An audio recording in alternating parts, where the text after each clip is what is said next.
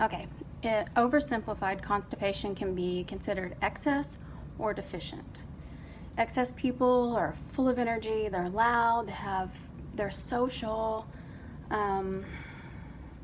they like to go, do.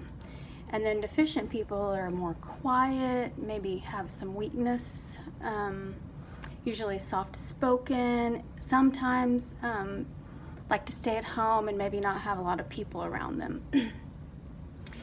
And then, so decide right now whether you're excess or deficient. Yeah, go ahead and do that because we're going to go deeper now. We're going to start with excess.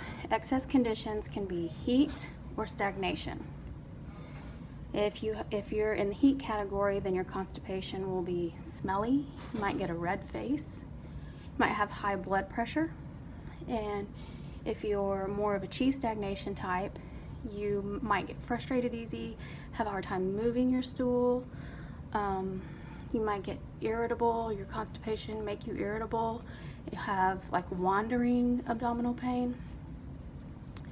And if you pick your excess, now pick, do you feel like you have more heat or more chi stagnation? Chi is energy, by the way. So when I say chi, just think of like a lack of energy. A lack of chi would be a lack of energy.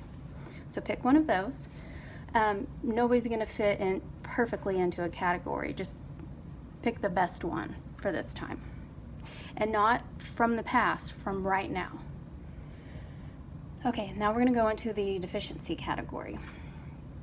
So deficiencies, you can have an energy or chi deficiency, a blood or moisture deficiency, and a yang deficiency. And yang is sort of like your vitality and your drive and your oomph, like the fire in your belly.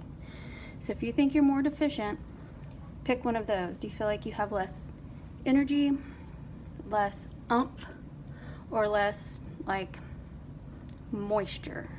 Moisture's not the best word, but start with that, and then we'll go into more specifically into those. So the chi or energy deficiency, you'll have the lack of energy to push the stool out, or lack of energy in general. In blood and moisture deficiency, your stool might be dry. You have a pale face, pale tongue, maybe hot flashes, dry skin, sometimes even pale stool. And with the yang, the vitality deficiency, you might run cold in general. You might feel like your belly's cold and warmth makes it feel better. And sometimes your lips will be blue, or you'll kind of have a bluish complexion. So see if you fit into one of those categories if you were deficient. So now that you've picked your category, or maybe you have two categories, let's look at the poo in general and help you solidify those categories. So specifics of poo are shape, moisture, the effort it takes to get it out, the type of discomfort, color, and smell. As we said earlier, the smell is generally heat, but we're going to start with shape. There are two typical kind of shapes. One is small and round, and one is small and long, kind of like a pencil. Small and round poo that is dry is likely related to heat, and small and round poo that is not dry is usually stagnation.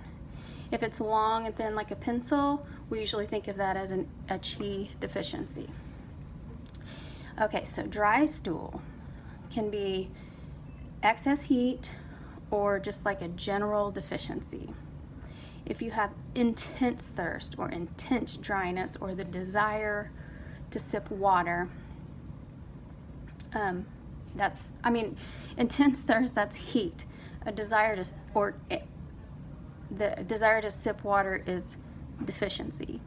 The heat one, you'll like want to drink tons of water really, really fast. Usually you want ice in it, things like that. Okay, next video we're going to go into color.